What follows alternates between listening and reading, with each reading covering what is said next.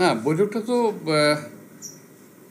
আমি এখন তো জানি না, এটা আমি তো আমাকে প্রথম শুনলাম। যদি এটা হয়ে থাকে নিশ্চয়ই অত্যন্ত গুরুত্ব বহন করবে। এই মিটিংটার প্রয়োজন আছে এবং প্রয়োজন ছিল। এই মিটিংটার জন্য আমাদের সরকার স্বতঃপ্রণীত হয়ে চেষ্টা করছিল। আজকের সরকার একটা মানে প্রতিবেশীর সঙ্গে একটা মিটিং হওয়া দরকার, সেটা তারা করেছে। আমি জানি না এখন মিটিং অভ্যন্তরীণ কি আলোচনা হয়েছে, এটা বিষয় না জানলে আমি এর বেশি কিছু বলতে পারবো না। আজকে আমাদের যে এখন যে আমি কথা বলছি আর তোমার যে প্রশ্ন, এই প্রশ্নটা কিন্তু একটু অন্যরকম হয়ে গেল। আমি একে খুব একটা মানে খোলামেলা স্বাভাবিক একটা কথাবার্তা বলার জন্যে এখানে এখানে তোমাদের আসা এবং আসতে বলা। মিউজিক একটা বিশাল ব্যাপার কিন্তু, এবং যে সমস্ত বিষয়গুলো নিয়ে আলোচনা হয়েছে বলে আমি তোমার মুখ থেকে শুনলাম, নেহায়তই গুরুত্বপূর্ণ। এটা শেখ হাসিনার প্রত্যাবর্তন এবং বিচার সময়ের দাবি, জনগণের দাবি, আমাদের দাবি। যদি শুধুমাত্র শেখ হাসিনার প্রত্যাবর্তনের কথা হয়ে থাকে, তাহলে আমি সঙ্গে একটু যোগ করতে চাইব অতিরিক্ত, যদি সম্ভব হয় আর কি, যে ওনার যারা সাঙ্গপাঙ্গ যারা আছে ওখানে, যারা এই দেশকে অস্থিতিশীল করার চেষ্টা করছে, তাদেরকেও যেন সঙ্গে ফেরত আনে এবং ফেরত দেয়। এবং ভারতের উচিত শেখ হাসিনাকে অবিলম্বে ফেরত দেওয়া এবং এদেশে এমনি পাঠিয়ে দেওয়া, তাকে ফেরত দেওয়া তো না, পাঠিয়ে দেওয়া, যাতে তার বিচারটা হয়। কারণ একটা ফ্যাসিস্টের বিচার হওয়া খুব জরুরি। এটা শুধু বাংলাদেশের জন্য না, সারা বিশ্বের জন্য এটা খুব জরুরি, যে কোনো ফ্যাসিস্ট কখনো বিনা বিচারে যেতে পারে না। তো যদি এটা হয়ে থাকে, আমি যে সমস্ত পয়েন্টে যেগুলো কথা হচ্ছে, যেগুলো তিস্তা নিয়ে কথা হচ্ছে, তিস্তা তো এটা নিয়ে আমি তো মনে করি কথা বলার প্রয়োজন নাই। তিস্তা ছেড়ে দিতে হবে, কিংবা তিস্তা আমাদের যে প্রয়োজনীয় সংস্কারটুকু করতে হবে, তিস্তা যে বলে যে বার্তা করতে হবে আমাদের করতে হবে। এখানে তিস্তা ফারাক্কা নিয়ে কোনো ছাড় যদি বাংলাদেশ দেয়, তাহলে কিন্তু এখন যে আমাদের অবস্থান এবং যে অবস্থা, দেশের মানুষের যে মানসিক অবস্থা, আমাদের অর্থনৈতিক অবস্থা যাই থাকুক না কেন, মানসিক অবস্থা বাংলাদেশের মানুষের অত্যন্ত শক্ত এবং শক্তিশালী একটা অবস্থানে আমরা এখন আছি।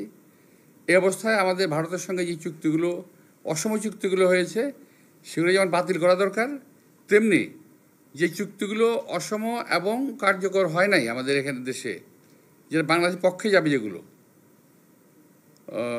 যেমন ফারাক্কা বার্তা চালু করা, তিস্তার বাদ চালু করা, এগুলো অত্যন্ত প্রয়োজনীয়।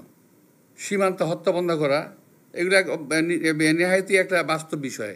এগুলোকে বন্ধ মানে বাদগুলো চালু করা এবং সীমান্ত হত্যা বন্ধ করা, এগুলো যদি আলোচনা হয়ে থাকে, নিশ্চয়ই একটা ভালো আলোচনা হয়েছে আমি মনে করি। এবং আমি বিশ্বাস করি যে ভবিষ্যতে ইউনূস সাহেব আরও ভালো কিছু আলোচনা করবেন, ভালো রেজাল্ট আমাদের দেবেন। নির্বাচন আর সংস্কারের কথা নিয়েই কিন্তু আজকে আমার এখানে সত্যিকার অর্থে আমার আজকের এখানে বসাটা। কারণ এই নির্বাচন আর সংস্কার নিয়ে বোধহয় আমরা যে কজন কথা বলছি বিএনপিতে, তার মধ্যে বোধহয় আমি একজন, যে অনেক বেশি কথা বলেছি আমরা। এবং এইটা দেখলাম কালকে এবং গত 3 দিন ধারাবাহিকভাবে কিছু লোক, আমি যেটা বললাম কিছুক্ষণ আগে, যে আমার বাগানে শূকরের উপদ্রব শুরু হয়েছে। তো ওই কিছু শূকর উপদ্রব শুরু করেছে আমাদের বাগানে। আমি ওই শূকরগুলোর সম্বন্ধে কিছু বলতে চাই, যাদের কোনো কাজ নাই কচু ক্ষেতের কচু ভাঙা ছাড়া। তো যে কথা বলছেন যে ইউনূস সাহেব, ডক্টর প্রফেসর ইউনূস সাহেব যদি বলে থাকেন নির্বাচনের কথা, ভালো বলেছেন।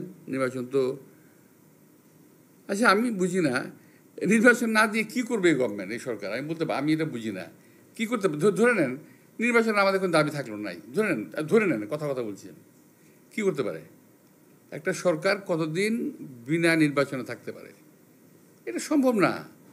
যদি বিনা নির্বাচনে সরকার থাকতে পারতো, তাহলে তো হাসিনাই থাকতো। যেহেতু হাসিনা নির্বাচিত ছিল না, সেহেতু চলে যেতে হয়েছে বাধ্য হয়ে।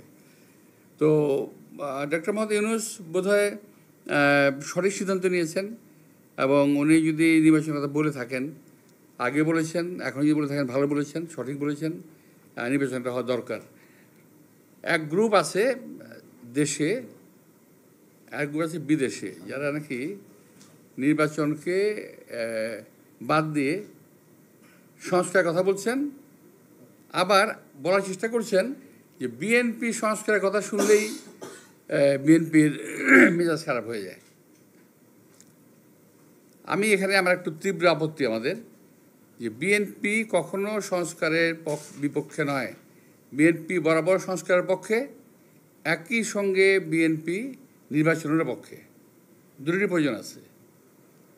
কিন্তু এমন সংস্কারের পক্ষে বিএনপি নয় যেটি দেশের জনগণের স্বার্থের, জনগণের অধিকারের বাইরে চলে যাবে, এমন কোনো সংস্কার বিএনপি কিংবা আমরা মেনে নিতে পারি না, মেনে নেবও না।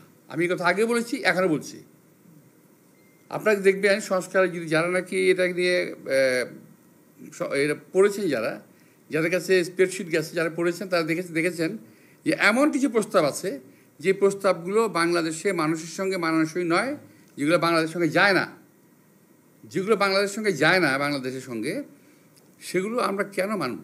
এবং এই যে মানা না মানা নিয়ে কালকে দেখলাম এক ভদ্রলোক, যিনি, আমি নাম নিচ্ছি না, তবে আপনি বুঝে নিন, যিনি দরবেশের সালমান রহমানের টাকা খেয়ে মোটা হয়েছেন, স্বাস্থ্য ভালো করেছেন, চেহারা সুন্দর করেছেন, লম্বা লম্বা কথা বলেন বাইরে থেকে। খুব দুর্ভাগ্যজনকভাবে উনি আমার সম্বন্ধে কালকে বাজে কথা বলেছেন। তো বলতে থাকুক, আমি বলেছি না, কচু খেতে শুকর পড়েছে, আমি শুকরের পর্যায়ে ধরি ওনাদেরকে। তো আরেকজন আছে ফ্রান্সে, আরেকজন আছে একজন ওখানে, কী বলে এটা একটা নাম, ওটা হলো কী বলে এটাকে, একটা না একটা জারজ মিল্টন আছে, সরি কথা আমি বলে দিলাম, আমার এই অবস্থা থেকে এটা বলা ঠিক হয়নি বোধ হয়। তবুও আমি বলছি, জারজ মিল্টন বকা দিয়েছে আমাকে, সেটাকে সমর্থন করেছে পিনাকি। অর্থাৎ জারজ মিল্টন যে ভাষা আমাকে বকা দিয়েছে, পিনাকি সমর্থন করেছে। আমি বলতে চাই যে ওরা সবাই একই বংশের, একই গোত্রের সন্তান। কোনো ভদ্রলোককে এভাবে গালি দিতে পারে না। আমি ঢাকার মানুষ, আমি ইচ্ছে করলে ওরা যে ভাষা গালি দেয় তার চেয়ে জঘন্য ভাষা গালি দিতে পারি, কিন্তু আমার বাপ মা, আমার পরিবার এটা আমাকে শেখায় নাই। ওরা যেটা বলছে এবং বলেছে, এটা ওদের পরিবার থেকে শেখানো, ওরা ওই পরিবার থেকে করে আসছে, শুকরের জাত। আমি সরি, আমি কথাগুলো বললাম বাধ্য হয়ে, যে আমি যে বলেছি আগে, আজকে বলি, এখনও বললাম যে এখনও যে সংস্কারের কথা বলার কারণে আমি নাকি সংস্কার মানি না। আমি বলছি ওই সংস্কার মানি না যে সংস্কারটা দেশের মানুষের প্রয়োজন নাই। আমি সে কথা বলেছি।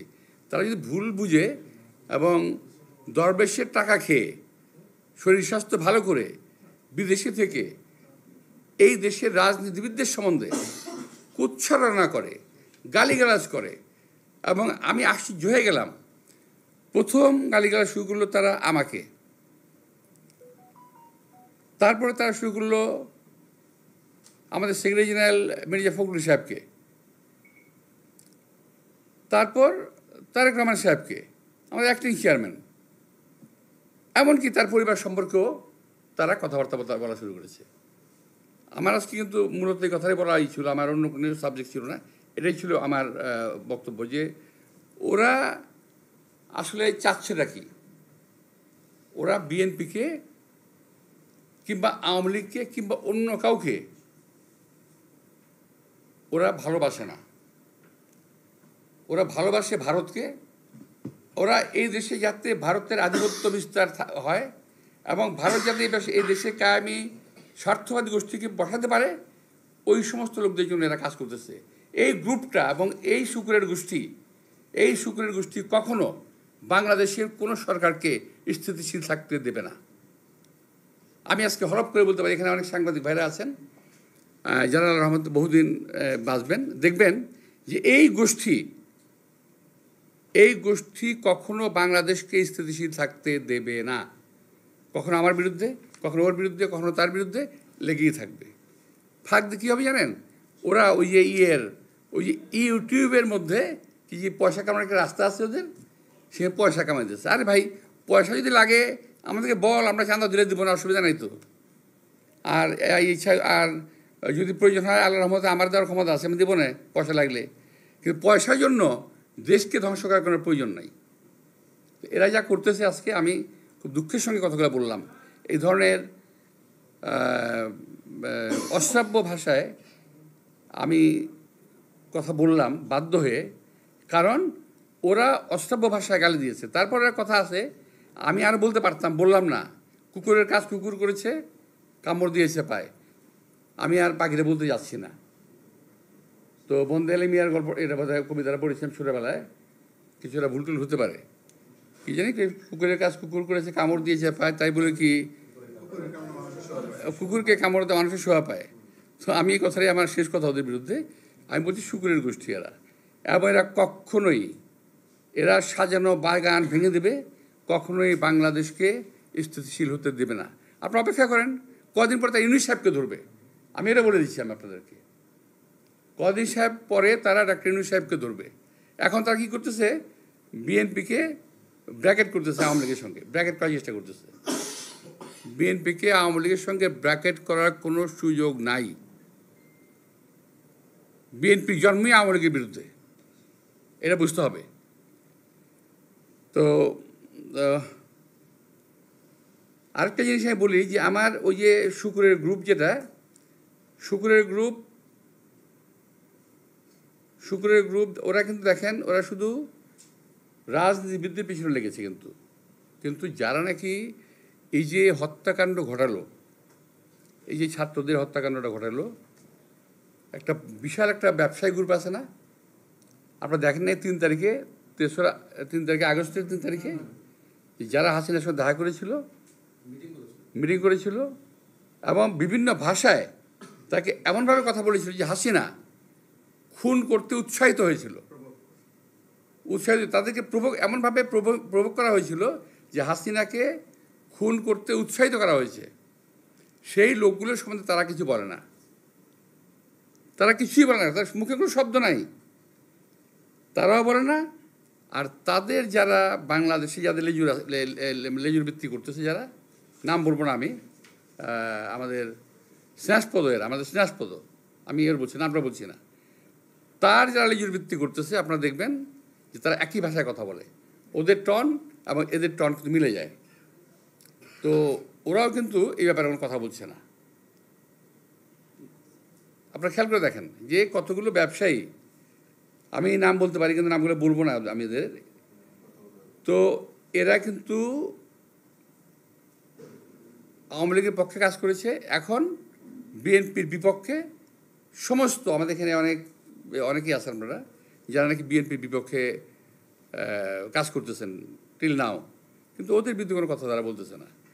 সকলে মিলে বিএনপিকে বিরুদ্ধে লাগছে। কথা হলো, বিএনপি একটা দেশপ্রেমিক, জাতীয়তাবাদী দেশপ্রেমিকের একটা দল। এই দলটাকে যদি শেষ করা যায়, তাহলে ফ্যাসিজম এবং আধিপত্যবাদকে বাংলাদেশে পার্মানেন্ট করা যাবে। এই হলো তাদের টার্গেট। তো আমি যেন প্রশ্ন না থাকলে আমি এখানেই শেষ করি। আর একটাই বিষয় আমি আরেকটা বলতে চাই, যে আপনারা খেয়াল করে দেখবেন, বিএনপির সঙ্গে আওয়ামী লীগকে ট্র্যাক করতেছে, কিন্তু আমার কথা হলো, যদি বিএনপি আওয়ামী লীগের সঙ্গে বিএনপিকে ট্র্যাক করে, তা আওয়ামী লীগের নেতারা গ্রেপ্তার হওয়ার পরও, এই সময় মার্ডার কেস সহ গ্রেপ্তার হওয়ার পরও হয় কীভাবে, মুক্তি পায় কীভাবে, তারা কীভাবে মুক্তি পেল, এবং তারা সাজা খাটা এই অবস্থায়, একবারে রিমান্ড থাকা অবস্থায় মুক্তি পেয়ে গেল, কী করে সম্ভব? অথচ এদেরই প্রভোকেশনের কারণে হাসিনা আজকের এই দুরবস্থা হয়েছে, দেশটার দুরবস্থা হয়েছে। তো আমি আপনাদের সবাইকে ধন্যবাদ দিচ্ছি আজকে আসার জন্য। প্রশাসন কিন্তু নয় শুধুমাত্র, প্রশাসন তো বটেই, আমি কথা বলেছি বক্তৃতায়, সাংবাদিকদের আমি সচিবালয়ে, পুলিশে, বিভিন্ন ইম্পর্টেন্ট জায়গায়, সাংবিধানিক প্রতিষ্ঠানে, ব্যবসায়িক প্রতিষ্ঠানে, মতিঝিলে, ব্যাংকে, বিমায়, যেখানে যাবেন, ইভেন যে ব্যবসায়ীর জায়গাগুলো আছে না, একটা স্বাভাবিক যে এই যে কতগুলো প্রতিষ্ঠান আছে না, যে মানে আজ কিছু প্রতিষ্ঠান আছে, সেখানে কিন্তু একবারে পুরা ওরা মৌরুষি পাট্টা গেঁথে বসে আছে। এখানে আরও কিছু ব্যবসায়ী এই কথা আছে, আমি বলবো না, নাম ওটা বললে আবার এটাকে ভিন্নভাবে পত্রপত্রিকা আসবে, আমি আনাবশ্যক আপনাদের বলবো। তো মিডিয়া তো আর কী বলবো, মিডিয়া তো বিএনপির পক্ষে কখনোই ছিল না, এখন মাঝে মাঝে দুই একটা থাকে আসে, বললে কষ্ট করে লেখে আর কি বিএনপির জন্য বলেও। বিএনপির কোনো কোনো মিডিয়া চ্যানেল, এটা হলো বিএনপির এবং আমাদের সবচেয়ে দুর্ভাগ্য যে এটা আমরা বিল্ড আপ করতে পারি নাই এখন থেকে না, বহু আগে থেকেই। আওয়ামী লীগ এবং বিএনপিকে যদি ভাবা হয় দল হিসেবে, বড় দল হিসেবে মানুষ ভাবতে পারে, কিন্তু এটা কিন্তু ঠিক না। কারণ প্রতিটা দলেরই কিন্তু নিজস্ব একটা শক্তি আছে, প্রতিটা দলের নিজের একটা ক্ষমতা আছে, প্রতিটা দলের পপুলারিটি আছে। এবং বিএনপি যদি নির্বাচনের ক্ষেত্রে প্রশ্ন আসে, সেক্ষেত্রে আমি বলবো যে বিএনপি সবাইকেই প্রতিদ্বন্দ্বী ভাবে, প্রতিপক্ষ না। বিএনপি কাউকে প্রতিপক্ষ ভাবে না, প্রতিদ্বন্দ্বী আমরা ভাবি।